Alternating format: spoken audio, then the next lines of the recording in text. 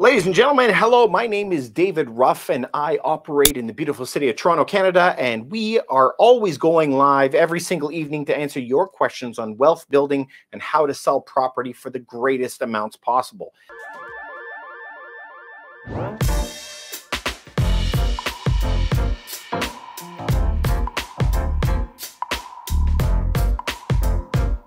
Now, we're going to go through some stuff today because we always have a lot of questions on how can we retire immediately if you so choose. The great thing in life is you don't have to work all the time if you don't want to, but it's nice to be able to retire if you want to.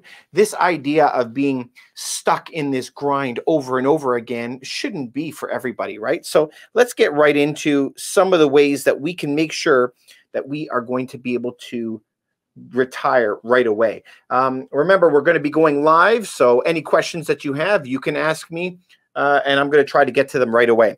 So the very key is that we're going to have to be into real estate that is cash flowing for you and making you some really good money.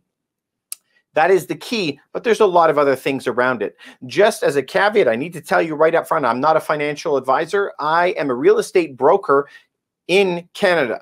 But the strategies that we use are still good all over the place. And I can tell you what I do personally, but you could take it for what you will. So the main key when we're going to be looking here is the very first thing is you're going to need a holding company. Now, your holding company should be the thing that is going to be owning your operating company. So you're going to have to set these up. Depending on where you live, these different things could cost different amounts, right? So your idea here is your operating company. In our case, we operate in real estate. We sell properties around the Greater Toronto area, about 100 square kilometers. That is the operating company, this one right here. The holding company on the top part, this is the one that you're going to be holding all of your things inside. So inside here is, I'm going to draw these little houses. So you need to have these houses now all inside of your holding company. So your holding company is going to own all of these properties. These properties are all going to be throwing off some cash flow. Now that is a whole other video in itself, basically.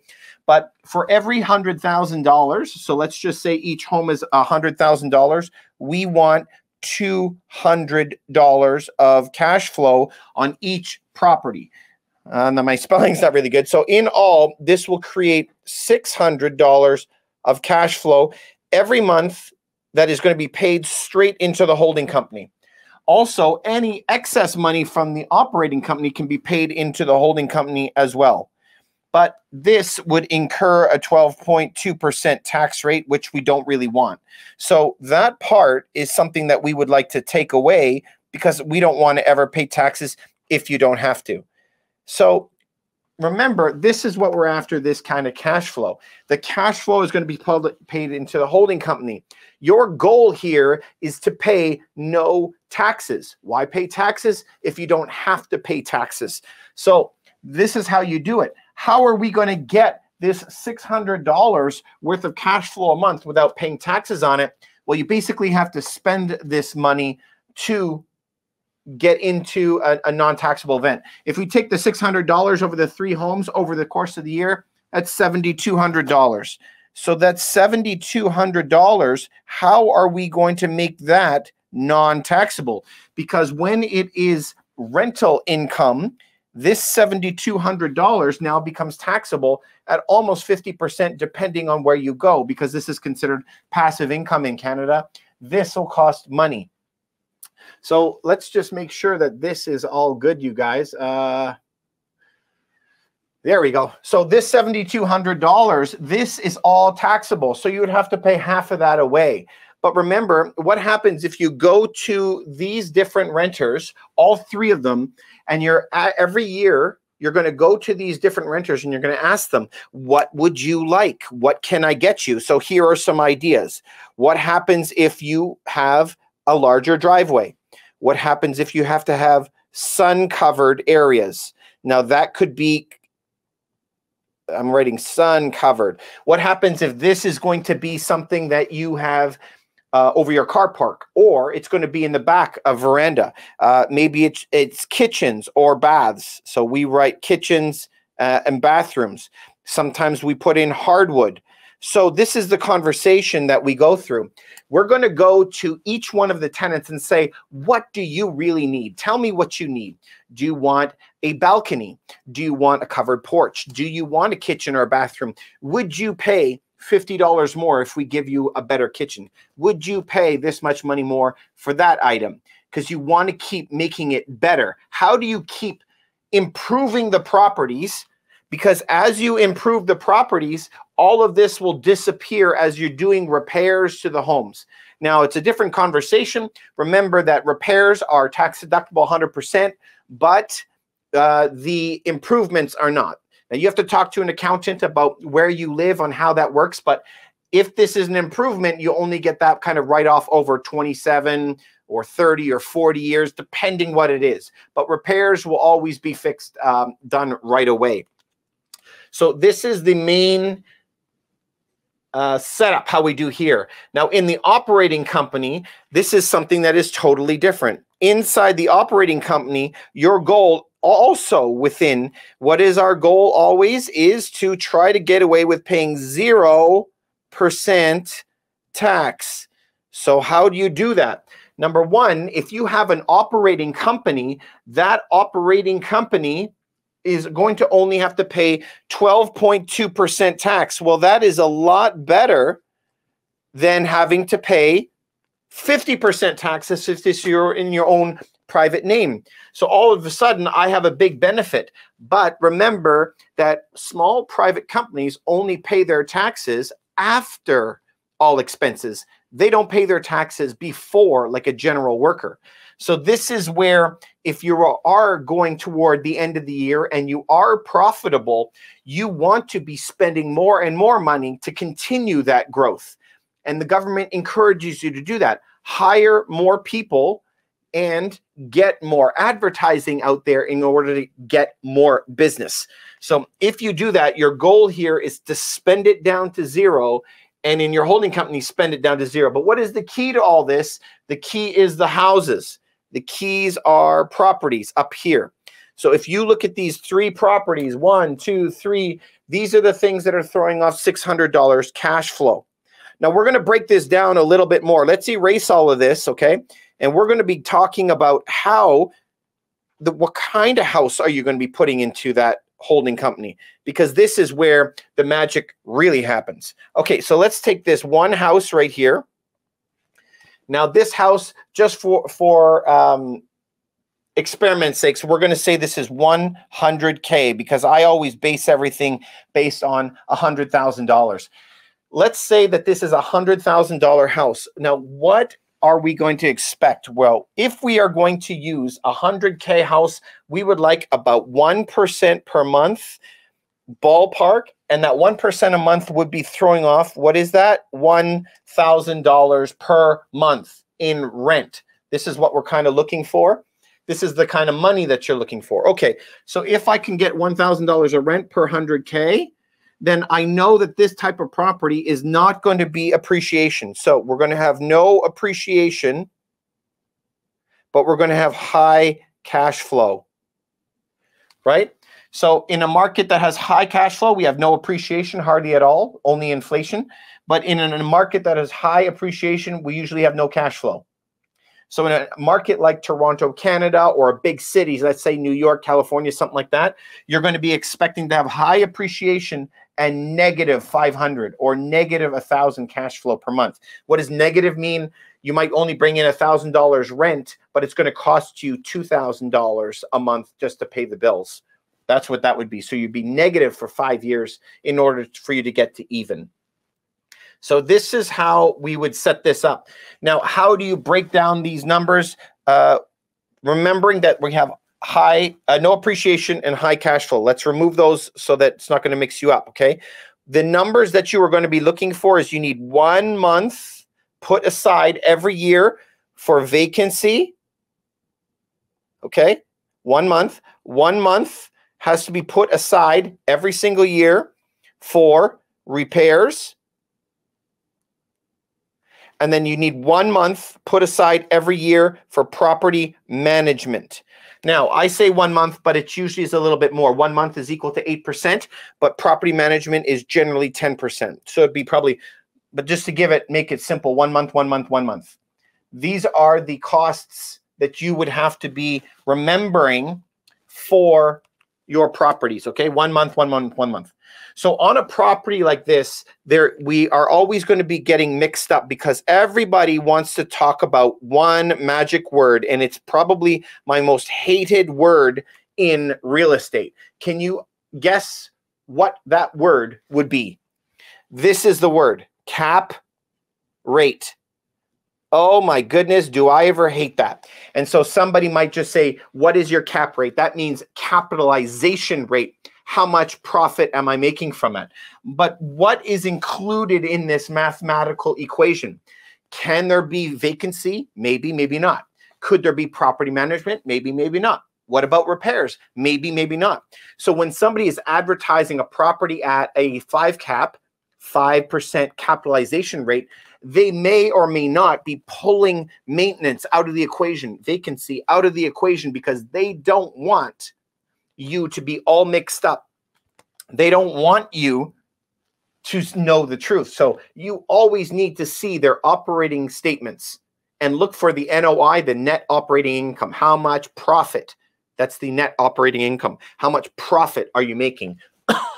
Excuse me. That's the only thing that matters. So I hate hearing cap rate. Because it mixes everybody up. Did I write car rate? I'm writing with a little nub, so sorry about it. So this is what you're looking for, about $1,000 a month. And what would this bring you out of that $1,000 a month? So I'm making $1,000, okay? Out of that, I would probably only get, and this is the goal, is to get to $200 in cash flow. Why is it only 200 of the 1,000? Because I got to pay my mortgage. I have to pay property maintenance. So remember, out of that 1K, I'm going to be paying 100 of it for property management. I'm going to be paying $80 of it for maintenance. $80 put aside into another bank account for vacancy. I have to pay a lot of stuff out of this. So I'm only expecting to hit $200 per month on one of the homes. That's where I make my money. But David, is it worth it? Is it worth all this trouble for me to go buy a house to make $200? Is it worth it? Well, we're not in the game here for the $200. There is something that Jason Hartman always calls inflation-induced debt destruction. So this property will probably go up. Now, most properties you've seen in the past a couple of years have gone crazy in prices, but that's mostly in urban centers. So an area like this might only go up 6% per year, okay? So what is 6%? This is a low end of what we're using. It's probably higher, but 6% means I'm going to make $6,000. $6,000. What does that come out to per month? That's $500 per month. And that is exactly what the appreciation is going to be. So I made $200 cash flow, $500, and what is that? So we would call that appreciation. All right, that's 6% there is $6,000, $500 per month in appreciation.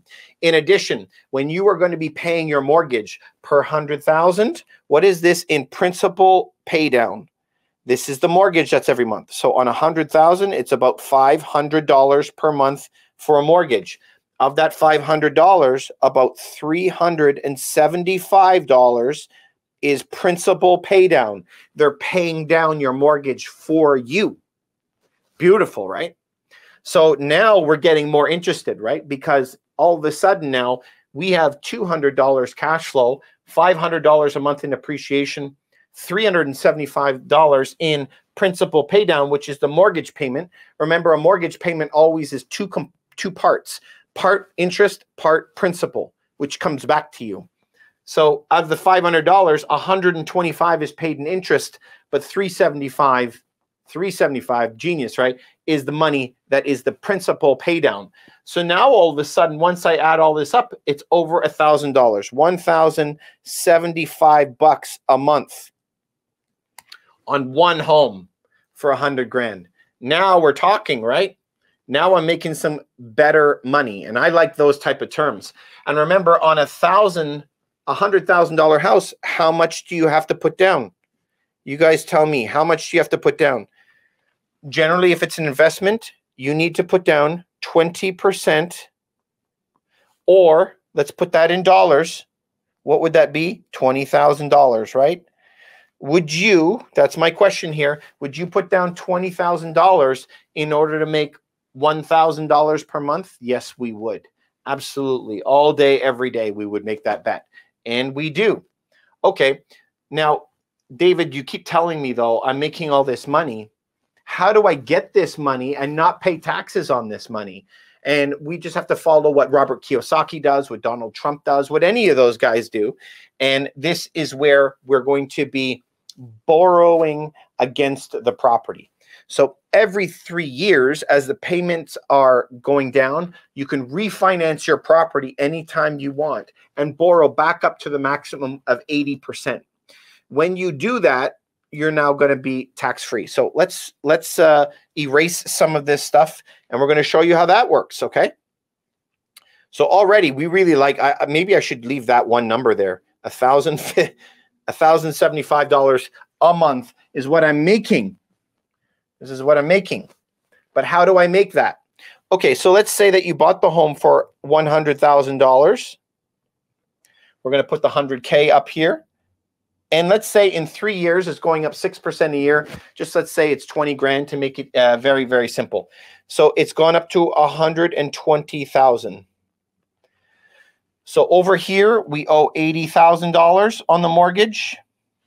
And let's just say that they're paying off $6,000 per year in 3 years. What does this bring it down to? So $6,000 per year, 6, 12, 18. Remove the 18,000 from here. What are we left with? 62,000. So they're going to say, hang on a second.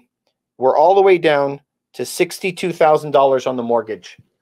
Now, 3 years later, remember this is 3 years, okay?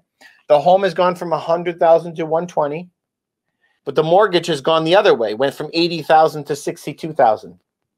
Do you follow me? Home price has gone up, but as we've been making the payments every single month, we now are at 62,000. Now there's a spread here. There's a big spread. I got a lot of equity left in that. But here comes my question, okay? So that we're going to erase that bottom part. That's my favorite part.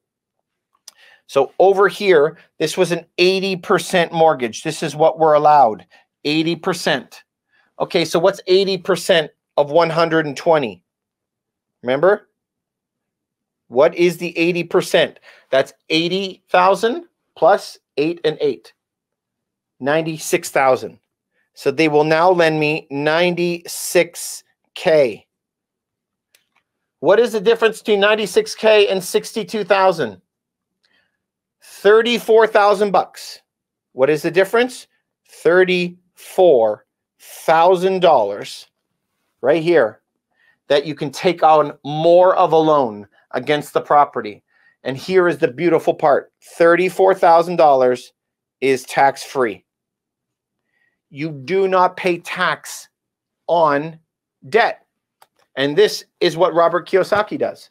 So if you have enough properties in your life every single year that are popping up, boop, boop, one property, $34,000 tax-free. The next year, you might have another property that comes up, boop, bang, $34,000 that comes up that year. Because remember, we're refinancing the property often, every 3 years, every 5 years. This is a 3-year example, but it might be 5 years. And so every month, remember what we were showing you before on this property? We had $1,075 per month in all that we're making on the homes. In this example, though, in addition to the $1,075 you're making, right? That's not including the cash flow. In that equation, remember, we had the principal pay down and appreciation, not including cash flow. So the 1,075 included those 3 aspects. So removing the cash flow, we only have the 2 left, right? Principal pay down and appreciation. And this is where it appears. When we do the cash out refi after 3 years, 5 years, whatever that's going to be, this is free money. I mean, non-taxable money. Now, you're putting that debt on the house, but all the debt is a payoff. Kind of crazy, right? And this is part of how you do it. So here is the other key. What does Robert Kiyosaki say? And this is where you have to read a lot of books. I also like reading about Tom Wheelwright, who is his accountant. And these are some rules to follow. And some people don't like it. 100% of income. This is the money that you work for, should be going towards buying cash flowing assets. 100%. And you do that, 100% of your money that you are making, you put into cash flowing assets, and you live off of debt. You live off of that $34,000 that gets paid back to you in tax-free money. So remember, I am not an accountant. I'm not a financial advisor. I am a real estate broker, and we help people build their lives so that they can retire a lot sooner than they want. So this doesn't work for everybody. Absolutely, it doesn't. I in fact have my own siblings. They want to go another way and make money another way, and that's good. But this is how Robert Kiyosaki does it. This is how Donald Trump does it. How do they make a lot of money and don't pay any taxes, right? And so I have only family members, and even my own father. We were in the top tax brackets, paying the most taxes that can possibly be out there. And so I don't think that they deliberately do that. It's because they just haven't put the time in to learn.